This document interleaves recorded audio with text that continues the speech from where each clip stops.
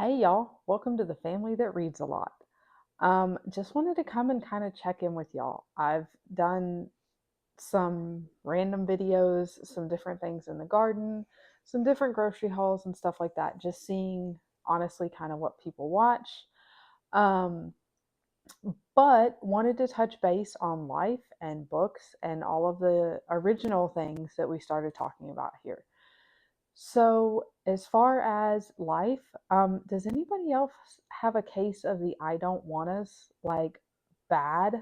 Um, it's cold again. Obviously, I'm back in a sweatshirt and I'm kind of struggling. Like, I was doing really good and enjoying things and going and doing and all the stuff. The weather was decent. Now we have gotten a ton of rain to where everything is soaking wet and it's cold.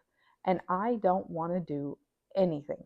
Um, we did have a good couple weeks. We took a week off school for my daughter's birthday. Really enjoyed that. We went and did some hiking. We spent tons of time outside. I did all of the gardening and stuff that y'all got to see in the last video, as far as planting all the baby plants and starts and stuff like that, and getting things ready for spring. Obviously, not outside because I knew that it would come back. It always does. Um, Hi. Holly wants to say hi again. She likes to be here when I video, I guess. But so had just thoroughly enjoyed the break in the weather. And now we are very much back to winter, and I am struggling to want to do anything. We've had a ton going on lately to where our schedule has just been absolutely all over the place. Lots of late evenings, not getting home until way past the time we normally have dinner, throwing something together, like just kind of survival mode the last few weeks, and it's been a little rough. Um, but I'm hoping that things are going to start calming down. We're coming to the end of basketball season for my son. We're coming to the end of some different things. And hopefully for us here in South Texas, coming to the end of winter.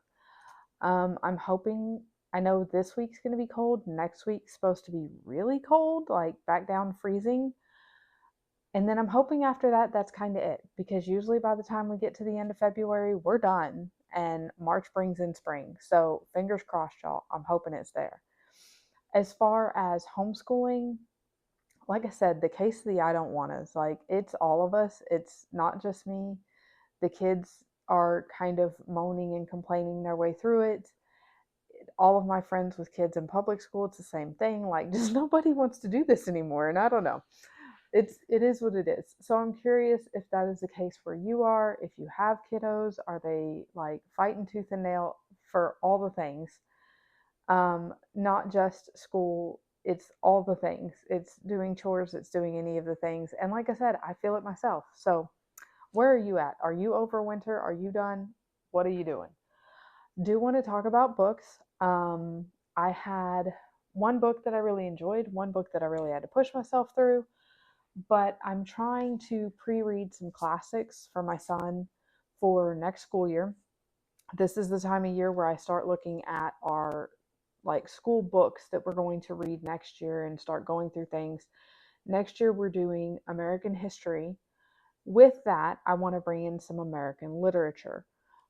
This is the first book that I've pre-read for next year, and I've read this book before. It's just been a long time. The Old Man and the Sea by Ernest Hemingway.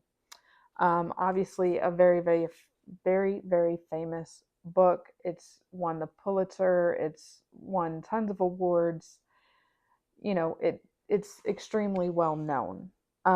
It is a short book. It is only 125 pages and not heavy pages, like not hard. This won't be a hard book for him, I think, at all. I think he will enjoy it much more than I did. So I read Hemingway in college. I read The Sun Also Rises and really, really enjoyed that book. That's the right book, right? Yes. I wanted to not quote the wrong author to the book, but I read that in college, really enjoyed it. It was a little different. makes you think a lot. And I think this one's the same way. Um, so it's the story of an elderly fisherman in the Gulf Stream. I don't think it ever really says, I think Havana maybe is the town that you can see from where he's at. So that would be Cuba. Um, and his struggle when he becomes unlucky and isn't able to catch fish. Um, he has a boy who helps him and ends up being sent to a different boat by his parents because the old man is considered unlucky. And then it's his struggle to finally catch the big fish. And so my son loves fishing, anything to do with water, marine life, all of those things. I think this will be a quick, fun, easy, not fun. I don't think Hemingway can be considered fun necessarily.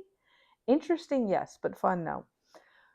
I remember studying Hemingway as the actual author, like learning about his life and everything else, but I'd forgotten most of it.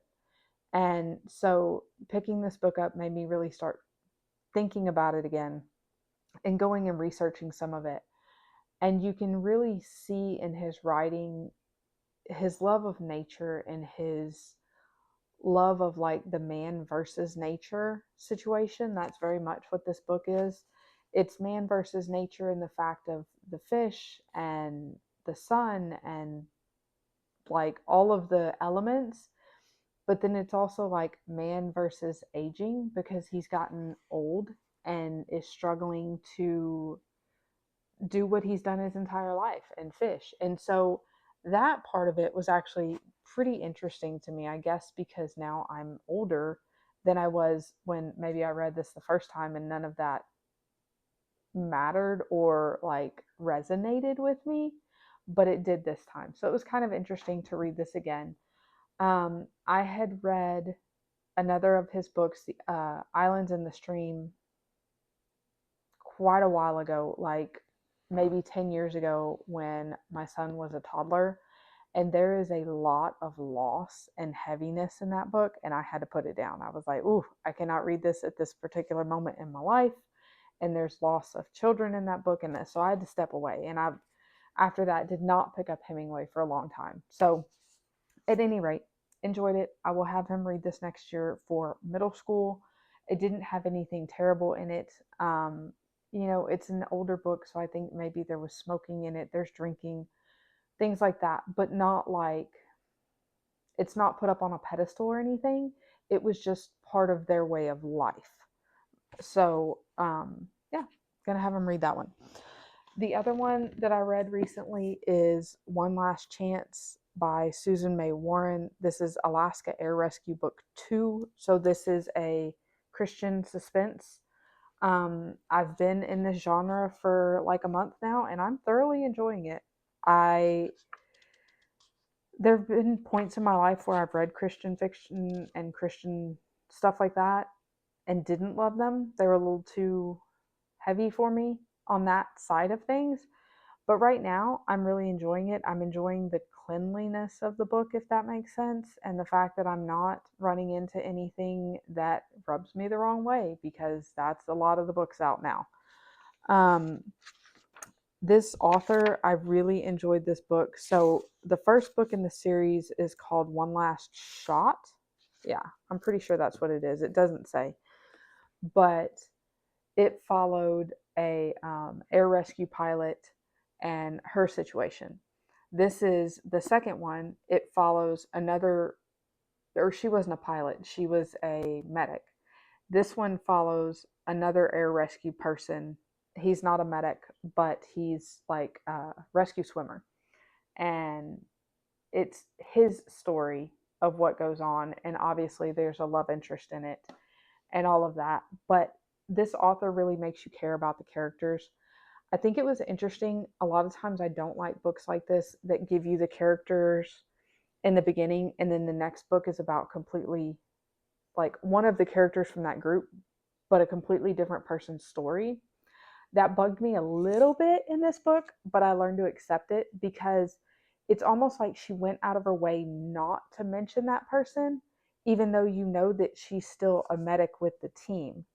So that part was a little conflicting because it's like, wait a minute. Um, I know she's there. Why are you pretending she's not? So that was the only thing that kind of bugged me a little bit. But overall, a very good book. The author just really gets you into the characters. There's one thing this author does, and I hate to like be negative about it, but in the first book, it drove me nuts. In this book, she backs away from it. She says aw, like AW, when something happens and you're like, aw. Like, I understand that that's the way people think in their head, but most people don't like, I don't know, they don't verbalize it. And she doesn't do it like that. She does it where it's still in their head, but it kind of drove me crazy in the first book because she did it a lot. This book was much better. She didn't go that far with all of that, so I enjoyed it. It was a good book. Now, I'm reading another book right now that I've kind of slowed down in, and I'm going to try and pick that back up. Like I said, we were really busy, and so I wasn't reading as much because when we're on the road, the kids still read a lot. I don't. I showed y'all at the beginning some of the books that my son's been reading, just a quick glimpse at them because they all needed to go back to the library. And they're just kind of on repeat. It's stuff that he's reading for geography or history or something like this. And it's something that, he's read the series of and we've talked about. So I didn't feel like I really needed to like show it to y'all and talk in depth about it. But I do have a couple books that he's reading now that I'll talk about the next time.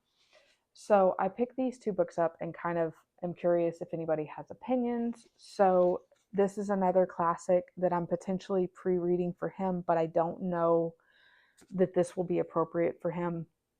This is Cormac McCarthy, The Road. I read his book, All the Pretty Horses, same thing in college, in the same American Lit class that I read Hemingway in. I really, really enjoyed that class. But so this is about, I think it's basically like almost an apocalypse journey, but I don't think it's like fantasy. It says a father and son walk alone through burned America. Nothing moves in the ravaged landscape save the ash and on the wind. It is cold enough to crack stones, and when the snow falls, it is gray. The sky is dark. Their destination is the coast, although they don't know what, if anything, awaits them there. So I'm reading this as much for me as I am to potentially pre-read it for him. Sounds pretty interesting. Um, it may be, like I said, too harsh for his age group. I don't know. It's another one. It's only like 300 pages, and the way the type is set up, it doesn't seem super long. But I'm trying to find some good American authors for him to read next year because I want American literature to tie in with his American history. So if you can think of any middle grade to like early part of high school appropriate American author books, please let me know. Please help recommend them to me because I am on the search and I am going to try and pre-read as many of them as I can over the summer. I'll probably talk about in a video just kind of what I've picked as we get a little closer. The next one that I picked up was Wild Montana Skies. This is by Susan May Warren. It's the same author of One Last Chance. This is another series of hers because they didn't have the third book. I am going to read the third and fourth book of the Alaska Air One because I enjoyed that series. And it's only 4 books and then it stops. I think. I don't think she's continued it. And I've realized that if a series is going to go on for 20 books, I'm probably not going to enjoy the last 10. I need to keep to slightly smaller series. So this says the last thing search and rescue helicopter pilot Casey Farings needs upon returning home to Mercy Falls, Montana, is to run into her mistakes. After a devastating crash during her recent military tour in Afghanistan, she is emotionally broken but ready to start putting her life back together. She just wants to reconnect with her teenage daughter and spend the summer working as the new lead pilot of Peak Rescue in Glacier National Park. But her mistakes aren't so easily forgotten because Ben King is also back in town. So this is the setup of many of these books, is that you have somebody with a past history with this person, or something like this, and they're going back home. And I don't mind that. I don't hate it. Some of the books get stuck in like the, oh, I was such a bad this, that, or the other, da da da da. Some of them wear me down. So we'll see. I enjoyed her other ones, didn't find them too bad in that area. So if you've read this one, let me know. If you've read this one, definitely let me know. I'm curious. But yeah, so that's kind of my teeny tiny TBR. Like I said, I don't do full TBRs and to where I'm overcommitted, but I definitely want to get to these two in the next month before they're due back from the library. And I'm definitely going to read the next Alaska Air one. So, other than that, what have y'all been up to? What's the weather like? What's the world like? Let me know, and wanted to check in with y'all. So, until the next time, y'all go read a lot.